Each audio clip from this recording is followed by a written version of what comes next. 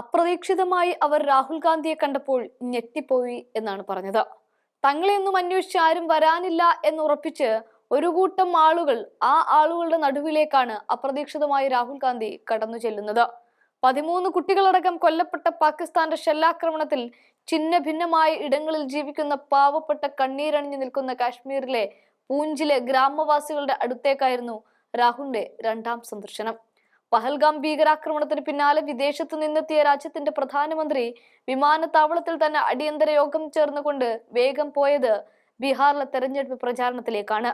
ഇനിയും തെരഞ്ഞെടുപ്പ് വരാൻ മാസങ്ങൾ ബാക്കി നിൽക്കുമ്പോഴാണ് പരിക്ക് പറ്റിയവരെ പോലും ചെന്ന് കാണാൻ കൂട്ടാക്കാതെ മോദി ബീഹാറിലേക്ക് എത്തിയത് എന്ന് കോൺഗ്രസ് ആവർത്തിക്കുന്നുണ്ട്. എന്നാൽ ഇവിടെ രാഹുൽ ഗാന്ധി പരിക്ക് പറ്റി ചികിത്സയിൽ കഴിയുന്നവരുടെ അടുത്തേക്ക്, ആക്രമണത്തിൽ കൊല്ലപ്പെട്ടവരുടെ കുടുംബാംഗങ്ങളുടെ അടുത്തേക്കാണ് പോയത്. അത് നമ്മളെല്ലാം ഒറ്റക്കെട്ടാണ്, ആരും മതത്തിന്റെ പേരിൽ ഈ ഭീകരാക്രമണത്തെ കണ്ടുകൊണ്ട് ഛിന്ന ഭിന്നമായി പല വഴിക്ക് പോകരുത് എന്ന് ആവർത്തിക്കുക കൂടി ചെയ്യാൻ വേണ്ടിയിട്ടായിരുന്നു. പക്ഷേ ഇന്ന് മോദി എന്ന പ്രധാനമന്ത്രി ഈ സ്ഥലങ്ങൾ ഒന്നും സന്ദർശിച്ചിട്ടില്ല.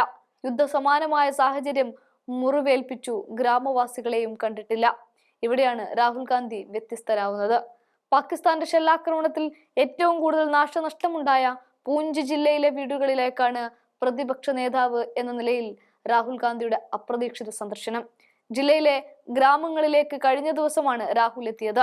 സ്കൂളുകളിൽ ചെന്ന് കുട്ടികളുമായി ആശയവിനിമയം നടത്തി. ഭയപ്പെടുത്തുന്ന ചിലത് കാണേണ്ടി വന്നു എങ്കിലും ആശങ്കപ്പെടരുത്, എല്ലാം വൈകാതെ സാധാരണ നിലയിലാകും. കുട്ടികളോട് രാഹുൽ പറഞ്ഞ വാക്കുകളാണിത്. തകർന്ന വീടുകൾ, ചിതറിയ സമ്പാദ്യം, ഈറനണിഞ്ഞ കണ്ണുകൾ, ഉറ്റവരെ നഷ്ടപ്പെട്ടതിന്റെ വേദനയുടെ കഥകൾ. യുദ്ധത്തിന്റെ ഭാരം ഓരോ തവണയും ഈ കുടുംബാംഗങ്ങൾ അഭിമാനത്തോടെ, അന്തസ്സോടെ വഹിക്കുന്നു. അവരുടെ ധൈര്യത്തിന് സല്യൂട്ട്. ജീവൻ വെടിഞ്ഞവരുടെ കുടുംബത്തിനൊപ്പം ഞാൻ നിലകൊള്ളുന്നു. സന്ദർശനത്തിന് ശേഷം രാഹുൽ സമൂഹ മാധ്യമങ്ങളിൽ കുറിച്ചതാണിത്. പഹൽഗാം ഭീകരാക്രമണത്തിന് ശേഷം ഇത് രണ്ടാം തവണയാണ് രാഹുൽ ജമ്മുവിലെത്തിയത്. ഗ്രാമീണരുടെ ബുദ്ധിമുട്ടുകൾ ദേശീയ തലത്തിൽ എത്തിക്കുന്നതിനാണ് രാഹുലിന്റെ സന്ദർശനമെന്നും കോൺഗ്രസ് വ്യക്തമാക്കി. കോൺഗ്രസ് സംസ്ഥാന അധ്യക്ഷൻ താരിഖ് ഹമീദ് കാര, ഗുലാം അഹമ്മദ് മിർ, പാർട്ടി വക്താവ് രവീന്ദർ ശർമ്മ, രജൌരി MLA ഇഫ്തിഖൽ അഹമ്മദ് തുടങ്ങിയവർ ഒപ്പമുണ്ടായിരുന്നു.